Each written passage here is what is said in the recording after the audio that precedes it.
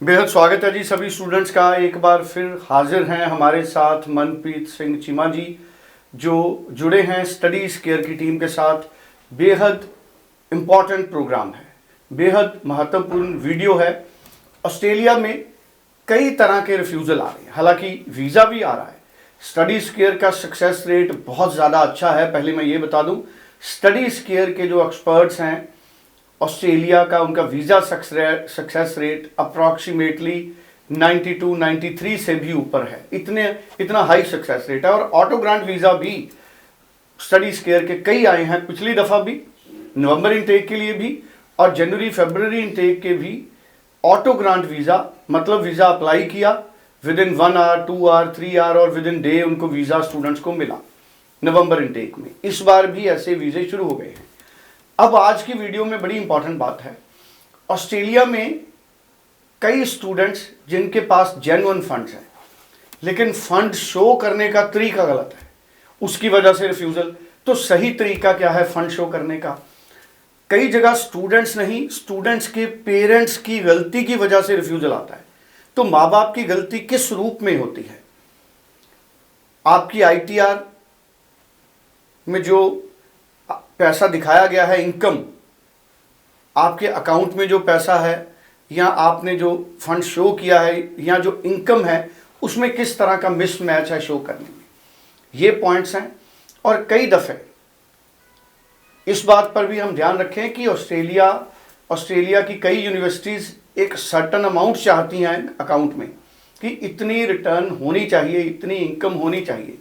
और बहुत सारे जो बिजनेसेस हैं स्टूडेंट्स के पेरेंट्स के, अगर उनके पास GST नंबर है तो, या अगर उनके पास GST नंबर नहीं भी है तो किस तरह से उन्होंने अपनी फंड्स की हिस्ट्री को मेंटेन करके रखना है, अपने बिजनेस को, जेन्युइन बिजनेस को एक्सप्रेस करना है। तो बड़े इंपॉर्टेंट पॉइंट्स मनप्रीत चीमा जी इस वीडियो में हमको बताने वाले हैं। चीमा जी, आपका बेहद स्वागत है। नमस्कार। नमस्कार जी।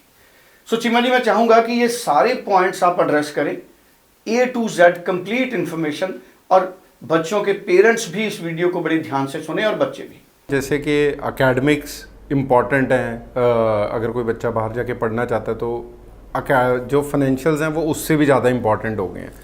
तो मेरे को लगता है कि जो आपने अभी बोला कि बच्चों से गलती हो जाती है, मुझे लगता है कि ये पेरेंट्स से ज़्यादा गलती हो जाती है, क्योंकि फाइनेंशियल सारे पेरेंट्स ने ही मैनेज करने हैं।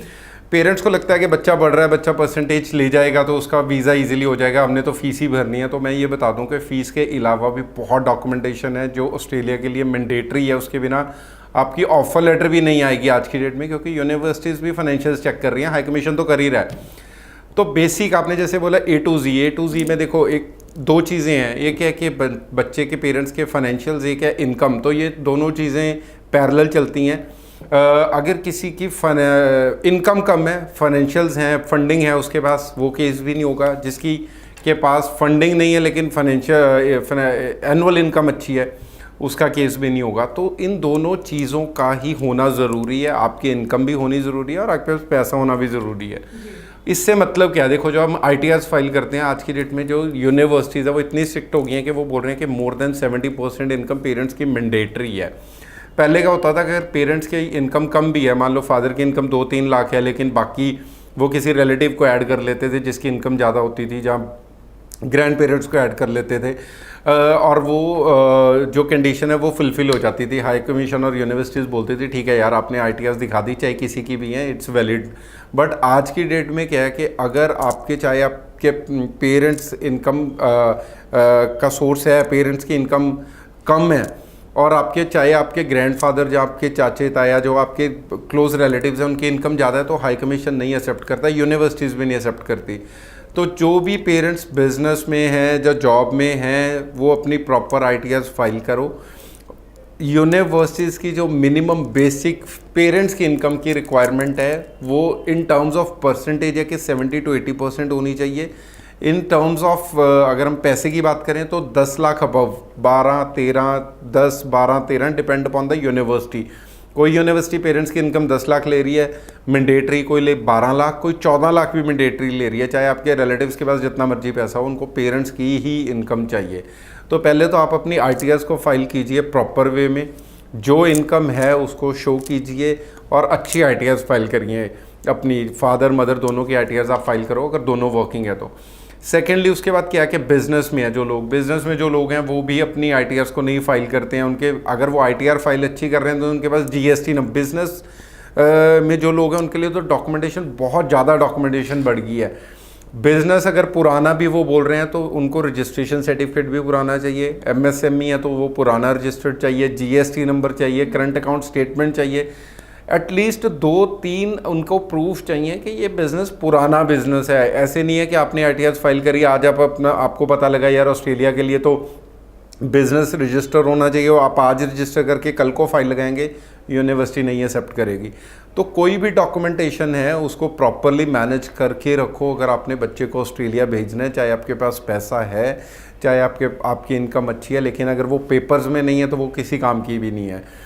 दूसरी चीज़ ये है कि अगर कोई बिज़नेस से रिलेटेड तीसरी चीज़ ये है कि कई यूनिवर्सिटीज़ तो फ़ोटोग्राफ्स, कल हमें एक यूनिवर्सिटी की मेल आई है जिसमें उन्होंने बिज़नेस के फ़ोटोग्राफ्स भी मांगे हमसे। एक हमने एक स्टूडेंट लगाया है जिनका फादर का कार्स का सेल परचेज़ का बिज़नेस है। उन्होंने बोला कि स्टूडेंट ने बोला कि मेरे फादर का तो यूट्यूब चैनल है, उन्होंने उस यूट्यूब चैनल का लिंक भी लिया है। तो मतलब इतना डीप जा रहे हैं वो आज की डेट में, चेक कर रहे हैं कि जेन्युइन चेक करने के लिए कि बिज़नेस कितना जेन्युइन है। तो अपनी अगर जॉब है तो अपनी ITRs फिल कीजिए, अपनी सैलरी स्लिप्स दिखाइए, फॉर्म 16 दिखाइए, बिज़नेस है तो GST number, current account statement, और अपना जो रजिस्टर बिज़नेस है उसकी फ़ोटोग्राफ्स, जो भी जितने भी मैक्सिमम प्रूफ आप दे सकते हैं वो दीजिए। तीसरी चीज़ अब आगे फंडिंग, पैसा है कि सेविंग्स उनको चाहिए, रेडली अवेलेबल फंड्स यूनिवर्सिटीज़ को चाहिए।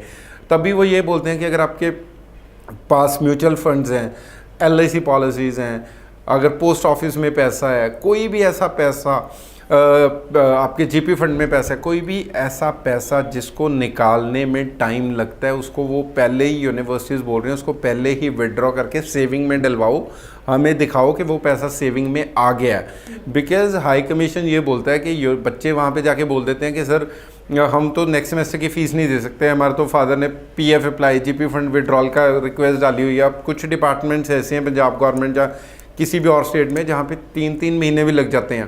तो लॉजिकली आप सोचिए कि बच्चे को फ़ीस आज चाहिए, उसके फादर रिक्वेस्ट डाल रहे हैं, वो 3 महीने बाद निकाल रहे हैं, तो बच्चा फ़ीस कैसे देगा? इसलिए हाई कमीशन बोलता है कि भाई जो भी फंड्स हैं that should be readily available to the student, वो सारे के सारे पैसे को सेविंग में डलवाओ और फिर यूनिवर्सिटीज़ को शो करो।